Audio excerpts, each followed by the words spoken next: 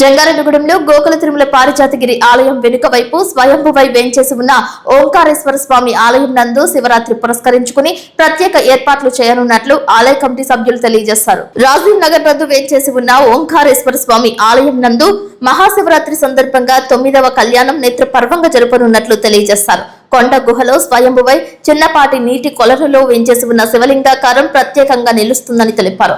కొండ గుహలో ఏర్పడిన శివలింగాకారాన్ని గుహలోంచి వచ్చే ఓట స్వయంగా స్వామివారి పాదాలకు చేరుతుందని తెలియజేస్తున్నారు. ఈ నెల 15వ తేదీ శివరాత్రి సందర్భంగా ఉదయం సుప్రభాత సేవ, పంచామృతాభిషేకం, మహాదేవునికి పూజా కార్యక్రమాలు, రత్నలింగ దర్శనం, కళ్యాణ మహోత్సవం, కన్యాదానం అనంతరం అన్నప్రసాద వితరణతో పాటు లలిత విష్ణు స్తోత్ర పారాయణం జరపనున్నట్లు తెలియజేశారు.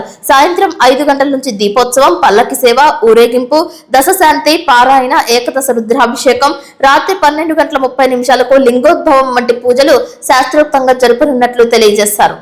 దేవ శంభో శంకర శ్రీ రాజరాజేశ్వరి సమేత ఓంకారేశ్వర స్వామి వారి సన్నిధి పారిజాతగిరి కొండ వెంకటేశ్వర స్వామి గుడి దగ్గర నుంచి లోపలికి మన రాజేశ్వరి సమేత ఓంకారేశ్వర స్వామి వారి శివాలయం అండి. మన స్వామివారి లోపల గంగాజలం నుంచి లోపల నుంచి వెలిసి అమ్మవారికి అభిషేకం జరుగుతూ ఉంటది. స్వామివారి మీద ప్రత్యేకంగా అమ్మవారే వచ్చి గంగాభిషేకం చేస్తారు. ప్రతి సోమవారం మనం పూజలు కార్యక్రమాలు చేస్తాము. ఇక్కడ భక్తులు కూడా అందరూ వచ్చి స్వామివారి సేవ చేసుకోవాలని కోరుకుంటున్నాము. శివరాత్రి సందర్భంగా స్వామివారి కార్యక్రమాలన్నీ చేసి పాంపిట్స్ కొట్టి అందరికి పంచిపెట్టడం కూడా జరిగినది. ప్రతి ఒక్కరు కూడా రావాలని కోరుకుంటూ స్వామివారి శివరాత్రి కార్యక్రమాలన్నీ జరపాలని కోరుకుంటూ ప్రతి భక్తులు రావాలని కోరుకుంటూ శివరాత్రికి అండి ఇక్కడ ప్రత్యేకంగా సుప్రభాత సేవ అండి. పొద్దున్న 4:30కి సుప్రభాత సేవ, 5 గంటలకి పంచామృత అభిషేకాలు, 5:30కి మహాదేవుని పూజా కార్యక్రమాలు, 6:30కి రత్నలింగ దర్శనము, 9 గంటలకు కళ్యాణ మహోత్సవం, 9:45 స్వామివారు 12 గంటలకు అన్నదాన సంరాధన, లలితాదేవి విష్ణు సహస్ర పారాయణము 3 గంటలకు, దీపోత్సవం 5:30కి,